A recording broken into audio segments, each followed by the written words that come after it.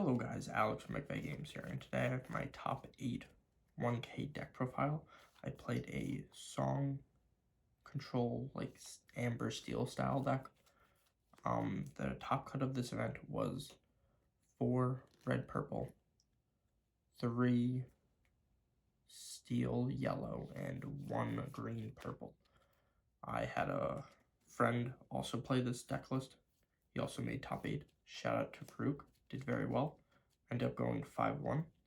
Great performance. We played the same deck card for card.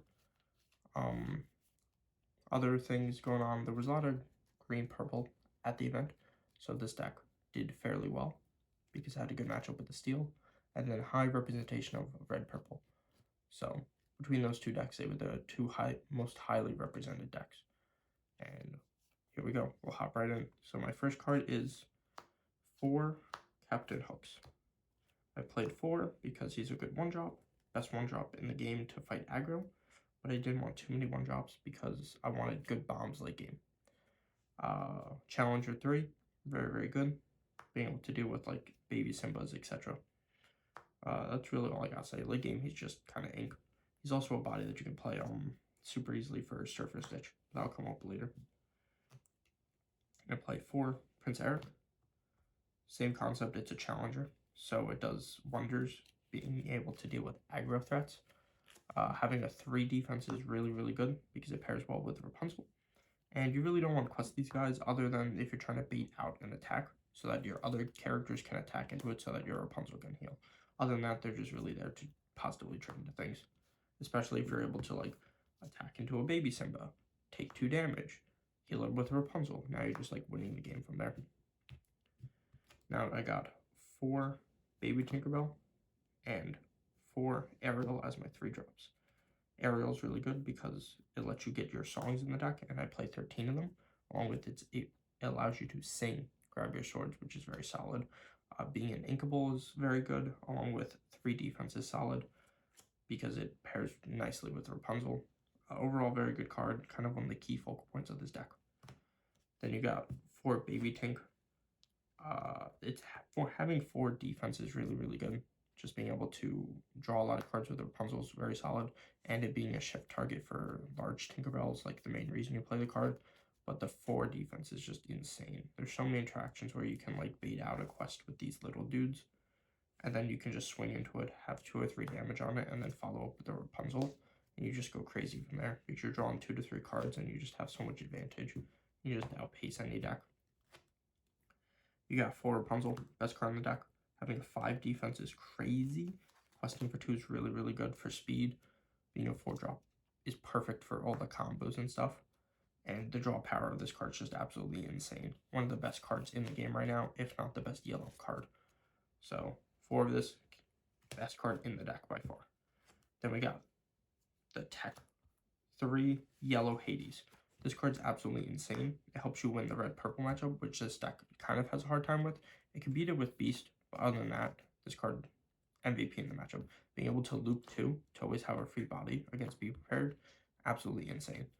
Along with playing 3 of it, allows you to be greedy, where you can go to play a Hades into another thing, and then if you still have a Hades in hand, it allows for follow-up.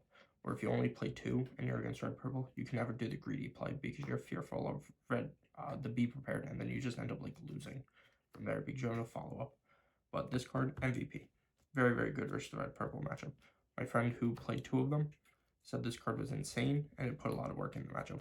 Along with it can add cards like Beast Back, so there's cool mental aerobics where you can like ink a bunch of these, use 1, and then you can just add it back in with Hades, and especially when you pair it with the discard card, You Have Forgotten Me, it can make the opponent discard cards that aren't items and keep their items like Magic Mirror, and then you can just add back a Beast with Hades and then pop it. So card's very, very solid. A lot of people need to play this card to win the red-purple matchup. You won't win it if you don't play it. 2 Hans. Helps against aggro a little bit. Nice little 4-drop. Questing is one of its key focal points. I like its interaction with being able to damage your own characters. And then once you damage your own characters, you can heal it with Rapunzel. So, for example, let's say they don't have a character on the field. You can quest it, deal the damage to himself. They'll play a guy, they'll pass. You quest him again on your turn, deal 2 damage, so he has 2. And then you can just summon Rapunzel and draw 2 cards for essentially free. So, cool interaction with that. Outs Pascals, outs little dudes. Other than that, that's really all he's there for. The draw power, and then potential like aggro beating threats. 4 Beast, helps in the red-purple matchup. Very important for outing items. Like I said, you can ink these in any other matchup, but you really don't need it. But even if you're in red-purple, you can ink it and do that cool mind game trick with Hades. Other than that, being a 4/4/2 is really, really good. So speeds up your questing ability very nicely, along with him being inkable is just insane.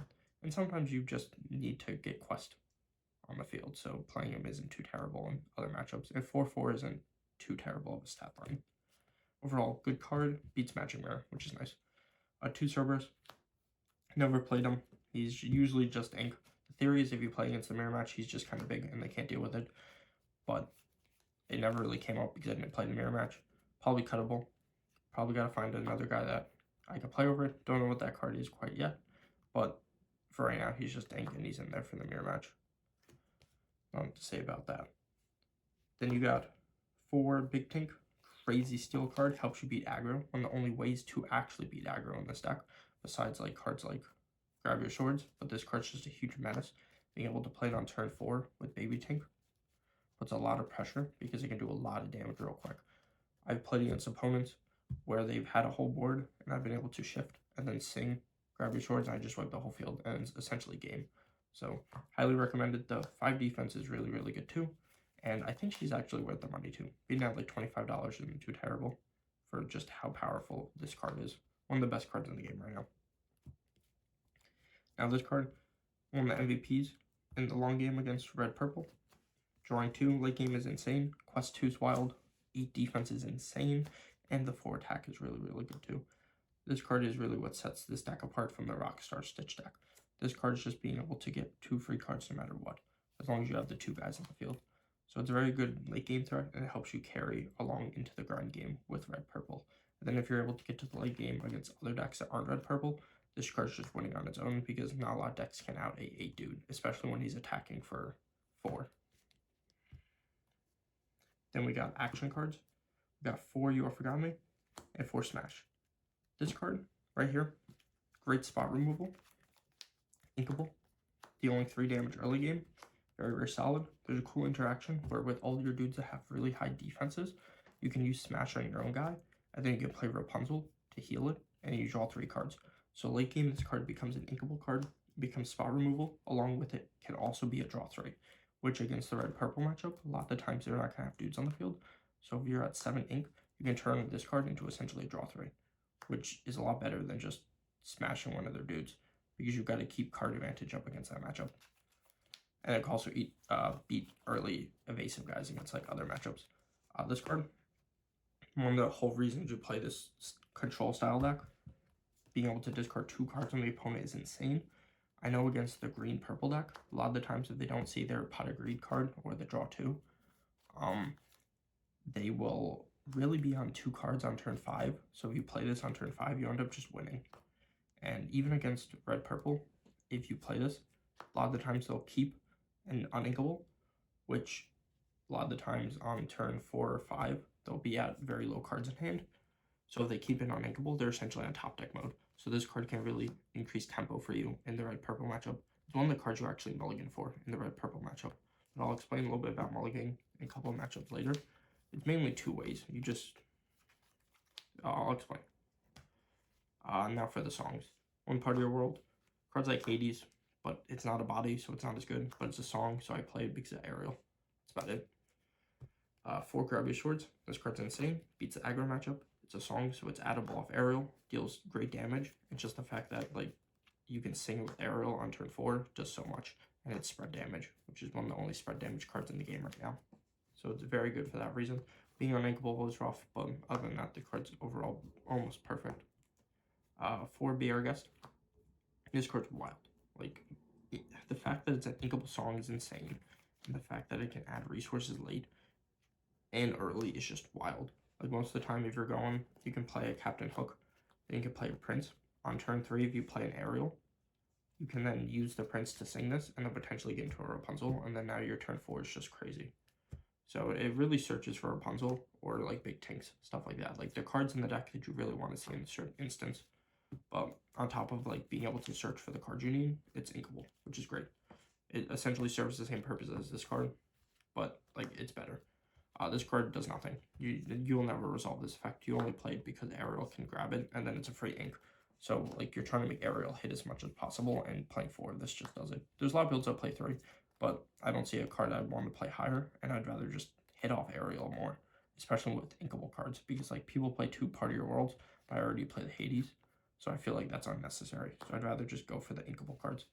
It's a dead draw if you're in top deck mode late game, but if you're in top deck mode late game, you're probably losing. So in the instance that this is bad, you've already lost. So it doesn't really matter. Like it being bad is fine because you're just gonna see it and ink it. Going back to explaining on mulliganing against certain matchups. So against the red purple, you really just try to go for that card along with the beast. These cards are gonna win the matchup for you. And then like every other matchup, you just kind of go for a nice 1, 2, and then like a 3 play, because by the time like turn 4 comes around, hopefully you'll have like this card, Rapunzel, etc. as a nice turn 4 play. But a nice 1, 2, 3 drop can beat like every deck, essentially. Other than the decks that play like Be Prepared, because then that like sucks. Just having like a big board and then them just be preparing it. But that's the simple mulligan. You try to find a 1 drop, a 2 drop, a 3 drop. And then your 2 drops can consist of like this card as well. You just want to make sure that you're doing a like okay play every turn. But that's about it.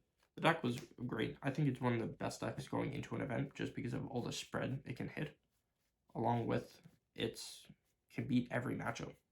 Like it can beat red purple, it doesn't just auto lose to that. It has a great matchup versus green purple. It can beat all those blue decks. And it just has great card spread. So that's about it for the deck. Deck performed very good right now. Both me and my friend did very well with it. And I hope you guys enjoyed and saw some insight from this video. And if you could, subscribe, that'd be great. And have a great day. Peace.